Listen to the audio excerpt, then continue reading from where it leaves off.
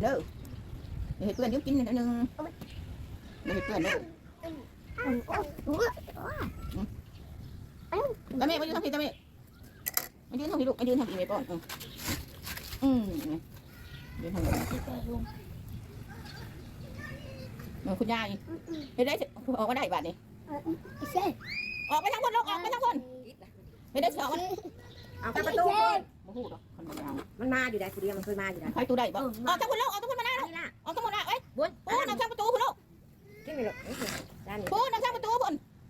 ยุบรถเดี๋ยวมือไฟมือแม่ยื้อเอาไปเป็นได้ดูเว้ยนี่ก็ได้ดอกอยู่ในนี่ก็ได้ได้ไปเอาน้องมาไปร้อนไปน้องมาไปลูกเดี๋ยวหาเอาลูกประตูไปเอาน้องไปอันนี้ออกมามือกับเพื่อนเล่นกีฬาเนี่ยล้างมือให้น้องก็เด้อน้องมาเด้อเซ็ตช่างแอร์ชุดนี้ไม่ถึง10,000นะครับผม สวัสดีครับวันนี้เรามาติดตั้งแอร์บ้านลูกค้ากันนะครับไปลุงลูกวัดดีนบเบิ้งเป็นนบฮะแล้วถนัดบริสุทธิ์กล่องเลยนั่งดีๆทุกเลยลูกทุกมาลุงกันยังทุกยาใบบุญเด้ใบบุญทุกยานั่นอุ้ยจะควมจะลานก่อนมาเด้อซื้อมีสุรุสุรากันเล่นกีฬาเนี่ยล้างมือให้น้องก็เด้อน้องมาเด้อจุ๊บไปหันแล้วก็ล้างมือให้น้องแล้วน้องมาน้องมาน้องมาได้ยินแล้วเห็ดเพื่อนเด้อเห็ดเพื่อนยุบกินนิดนึงเห็ดเพื่อนเด้อตาเมฆมายืนทำผิดตาเมฆมายืนทำผิดลูกมายืนทำผิดไม่ป้อนยืนทำอะไรคุณยายเห็ดได้ออกมาได้บาทนี่ออกไปทั้งคนลูกออกไปทั้งคนเห็ดได้ออกมาเอาไปประตูมาพูดหรอกคนยาวมันมาอยู่ได้คนเดียวมันเคยมาอยู่ได้ใครตู้ได้บ้างออกทั้งคนลูกออกทั้งคนมาหน้าลูกออกทั้งคนมาเอ้ยบุญนั่งข้างประตูคุณลูกกินไปเลยด้านนี้บุญนั่งข้างประตูบุญยุบรถเดี๋ยวมือไฟมือแม่ยื้อเอาไปเป็นได้ดูเว้ยนี่ก็ได้ดอกอยู่ในนี่ก็ได้ไปเอาน้องมาไปร้อนไปน้องมาไปลูกเดี๋ยวหาเอาลูกประตูไปเอาน้องไปอันนี้ออกมามือกับเพื่อนเล่นกีฬาเนี่ยล้างมือให้น้องก็ได้มาแม่กินมีน้ำกันเด้อกินบะหมี่นี่ได้กินบะหมี่โอ้ยไปล้างมือก่อนมือดำมือดำเอาน้องไปล้างมือก่อนไปผ่านล้างมือก่อนนี่เป็นงานนี่แป้งนี่นี่เป็นงานเก่าล้างมือก่อนอย่าไว้มือดำไว้ลิ้นท่านมาล้างให้ได้นะปวดแห้งเสร็จรถไปแห้งรถนี่ล้างกันนี่ล้างมือ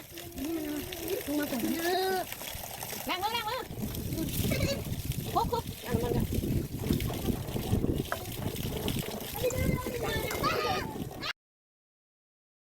เขาเห็นมันเคยจะมากินหมี่ดึงมาไม่มาแกงกับกิน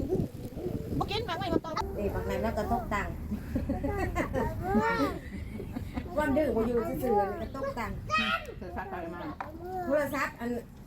น้ำมาซ้ำนี่จะโอนอามาครับจะกินของฝากอะไรเด้อมาทำอื่นเด้อเอาไว้11เดมอน11ล่ะเอาล่าซะค่ะแล้วคลิปนี้ก็ล่าได้พี่น้องเด้อมันเป็นม้าหลอกกัดแบบนั้นหรอกคนสิบอกว่าหายซะแค่อยากทำให้คนอื่นเขาเกลียดข่อยนะคนเกลียดข่อยบ่ได้เอาเงินในข่อยบ่ได้หาเงินในข่อยใส่เพราะฉะนั้นข่อยบ่ได้ข่อยแค่เฉพาะคนที่หายใจข่อยหักครอบครัวข่อยที่เข้าใจข่อยเด้อคนสั่งมันไม่ได้หาข้าวให้ข่อยกินมันไม่ได้หาเงินให้เขาใส่คือข่อยสั่งคนอื่นข่อยก็บ่ได้หาให้เขากินคือกันแบบนั้นต่างคนต่างมีภาระต่างคนต่างหาเลี้ยงครอบครัวไผมันดิ้นรนเดินข้างซ้ายแข่งขันแล้วไปข่อยว่าไปเด้พยักได้ยังจะเห็ดยังเซิร์นค่ะเซิร์นเห็ดไปเลยค่ะเอาที่สบายใจแต่แข่งขันกับตัวเองจะตายแล้วตลาดได้บริมาทำลายร่างกายข่อยก็บ่เป็นหยังแค่คำเบามันไม่ได้เจ็บมันไม่เจ็บเพราะว่าซุ้มเจ้าว่าได้ข่อยก็ว่าได้คือกันมีปากคือซุ้มเจ้าว่ามันก็เป็นไปบ่ได้ดิของแบบนี้มันเป็นไปบ่ได้อยากเห็ดเลยเดี๋ยวนี้เฟซบุ๊กเด้อเลี้ยวน้ำเด้อเดี๋ยวนี้เด้อเลี้ยวน้ำไล่จะสั่งไว้ได้เด้อผู้ใดเก่งสลัดก็เห็ดเอาตัดต่อไปหาทำมาหากินซะถ้าบ่มีคอนเทนต์ก็ได้เอาคอนเทนต์ข่อยด่าคนนี่แหละไปตัดต่อลงรถแต่ว่าเรื่องของบอกความจำที่ศึกษาเนี่ยเห็นหน้าคนอื่นไม่ได้บ่ผ่านแม่นบอกเฟซบุ๊กคลิปเดียวนี่เนี่ยละเอียดอ่อนเห็ดเราเด้อติ๊กต็อกก็ได้โอ้ยหลายอย่างสร้างเพจขึ้นมาโลดสร้างจับกลุ่มจับก้อนโลดมาเป็นยังกูอนุญาตถ้าเห็ดแล้วสบายใจก็เห็ดไปเพราะว่าเขาห้ามบ่ได้เห็นยังไงมันเป็นไปไม่ได้ดอกคนทั้งโลกนะมันเป็นไปไม่ได้ดอกคนหักกูก็มีคนที่มักนิสัยสันดานแบบกูเนี่ยก็มีคือกันพี่น้องค่ะแล้วคนที่บ่มักสันดานแบบชูน่ะมันก็มีคือกันหนึ่งในนั้นก็คือกูนี่แหละกูไม่ชอบในการทำรับหลังกูมักทำต่อหน้าซึ่งหน้าเด้อแล้วส่วนผู้ใดที่มาด่าข่อยน่ะก็สิมาอาฆาตเขาว่ากูอยากเห็นมึงเด้กูอยากตบมึงเด้กูอยากตีนฟาดปากมึงเด้นู่นนี่นั่นน่ะมันก็ได้แต่คิดแต่ความเป็นจริงแล้วมันทำไม่ได้บ้านเมืองมีกฎหมายนะคะ